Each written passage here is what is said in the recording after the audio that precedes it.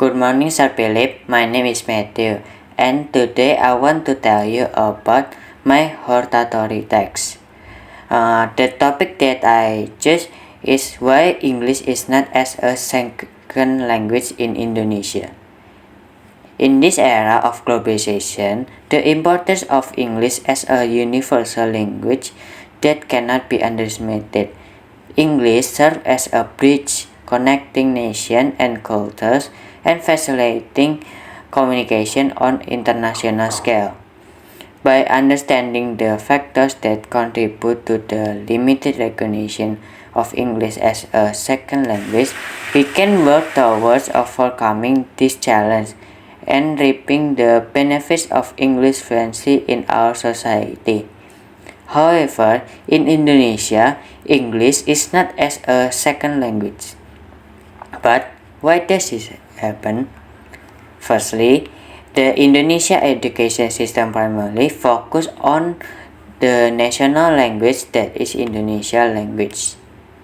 While this concept of national identity is incommensurable, it accidentally sidelines the importance of English. The curriculum does not prioritize English, resulting in students graduating with limited proficiency in the language. The lack of unified system and constant approach to English education hampers the effectiveness of teaching English as a second language.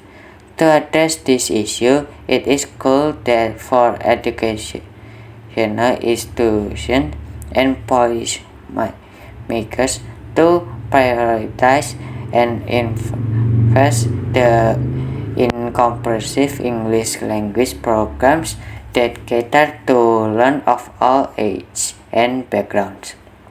Secondly, the lack of exposure to English outside the classroom is a significant factor. English is not commonly spoken in households or the wider community. This lack of practice hinders the development of fluency and confidence in the language. The widespread use of Indonesian language in various aspects of daily life limits exposure and use of English. To promote English as a second language, it is essential to create more opportunities for Indonesians to practice English in various settings such as schools, workplace, and communities. Lastly, there is a common belief that learning English is difficult and unnecessary.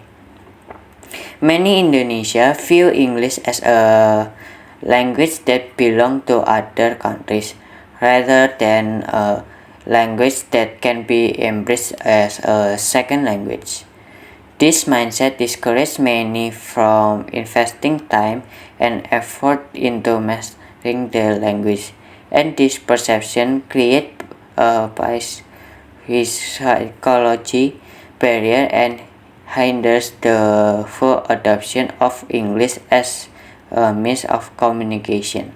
By shifting this culture, perception and recognizing English as a second language, we can create more inclusive and diverse linguistic environment in Indonesia.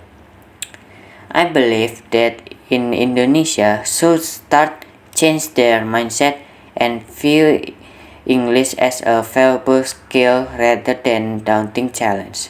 By increasing exposure to English, Indonesia can foster language acquisition and fluency among Indonesians. A language is not just a means of communication, but a gateway to understanding different cultures, ideas, perspectives. Moreover, English fluency equips individuals with the skills necessary for international collaborations and cultural understanding.